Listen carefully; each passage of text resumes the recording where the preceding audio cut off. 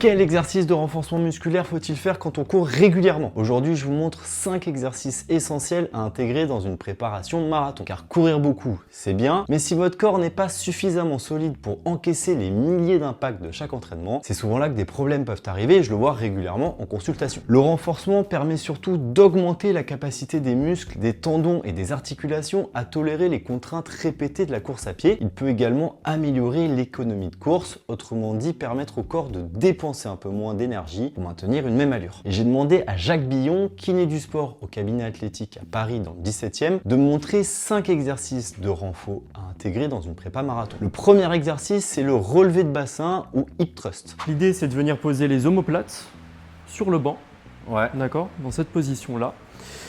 Là, je vais faire en sorte d'avoir un alignement entre mon coccyx et le haut de ma tête. Ça va être de chercher à descendre sur le maximum d'amplitude possible tant que je ne perds pas l'alignement, puis de remonter en serrant bien les deux fessiers.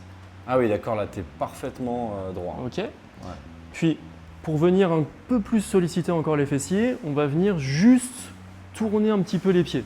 D'accord, venir mettre à peu près 45 degrés de rotation. On commence avec les deux jambes, puis on peut progresser avec une jambe ou en ajoutant une charge. Cet exercice sollicite principalement le grand fessier avec la participation des ischio-jambiers. Les fessiers contribuent à l'extension de la hanche et à la stabilité du bassin à chaque foulée. Ils sont donc importants pour la propulsion, mais aussi pour conserver un bon contrôle du membre inférieur lorsque la fatigue apparaît. Le deuxième exercice, c'est le squat sur une jambe, le single leg squat. Donc là, je suis sur un pied, je vais chercher à descendre en mettant bien les fesses vers l'arrière et en me penchant un petit peu en avant. Donc là, l'idée, c'est de descendre le plus stable possible. Une fois que je suis arrivé en bas, je tiens 3 secondes, puis je remonte jusqu'en haut. Et je réenchaîne. Pareil, 3 secondes en bas, puis je remonte un petit peu plus vite. Et cet exercice est particulièrement intéressant car courir, c'est finalement enchaîner des appuis sur une jambe puis sur une autre. L'objectif n'est pas forcément de descendre très bas, on peut commencer par un quart de squat puis augmenter progressivement l'amplitude et cet exercice permet de renforcer les quadriceps et les fessiers, mais il travaille aussi le contrôle de l'axe entre la hanche, le genou et le pied. D'ailleurs, une étude récente a montré que ce type d'exercice centré sur la hanche et le tronc permet de diminuer les blessures des membres inférieurs chez les coureurs débutants. Troisième exercice, le good morning. Ici, le mouvement vient principalement de la hanche. On recule les fesses en gardant le dos dans une position neutre, puis on revient en poussant le bassin vers l'avant. Se pencher en avant en gardant le genou légèrement déverrouillé. Ok, jusqu'au moment où je sens que ma chaîne postérieure est impliquée. Quand j'arrive à ce niveau-là, hop, et tu reviens. L'objectif est de renforcer toute la chaîne postérieure, c'est-à-dire les ischio-jambiers, les fessiers et les muscles qui stabilisent le tronc. Quatrième exercice, c'est des gammes de travail du pied et du mollet, car à chaque foulée, les mollets et les tendons d'Achille doivent emmagasiner puis restituer une quantité importante d'énergie. Et ces gammes d'exercices permettent de travailler donc le triceps sural, les muscles du mollet, gastrocnémien et solaire, mais aussi la coordination de la cheville et du pied pendant la propulsion. Globalement, on peut se prendre 3-4 mètres d'amplitude. Ouais. Et l'idée, ça va être de commencer par venir dérouler le pied. Okay, donc, de faire des mouvements où je vais démarrer du talon, je vais venir poser mon talon, monter sur la pointe de pied et réattaquer avec le talon suivant. Tac. Tu peux faire 3 allers-retours sur 4 mètres. Jusqu'au moment où tu sens que tu commences à bien le maîtriser. Deuxième partie de l'exercice, là pour le coup, je vais être que sur la pointe du pied. Ouais. Ok.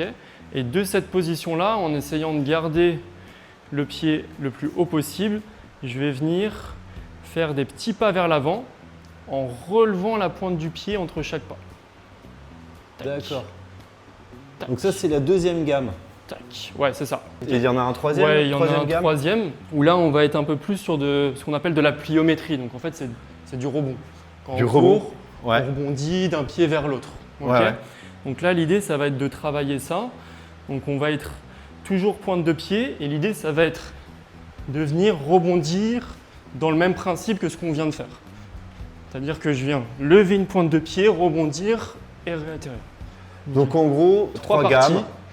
sur un exercice. Et enfin, le 5e exercice, le renforcement des petits muscles des pieds. On oublie souvent le pied alors qu'il constitue notre premier contact avec le sol quand on court. Et les muscles intrinsèques du pied participent au contrôle de la voûte plantaire, à la stabilité de l'appui et à la rigidification du pied au moment de la propulsion. Pour le footbridge, je vais prendre deux cales de yoga.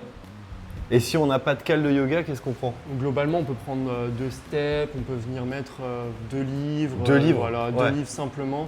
Donc on vient placer ces deux structures proches l'une de l'autre. On va mettre le pied, du coup, en appui sur l'une et sur l'autre, en venant poser simplement les orteils au niveau de la structure avant. Une fois qu'on est ici, je vais me mettre que sur un pied et je viens stabiliser la position. Tu viens Écraser un peu les orteils. entre là et là, Ouais. et ça vient renforcer dessous. Voilà, activer dessous.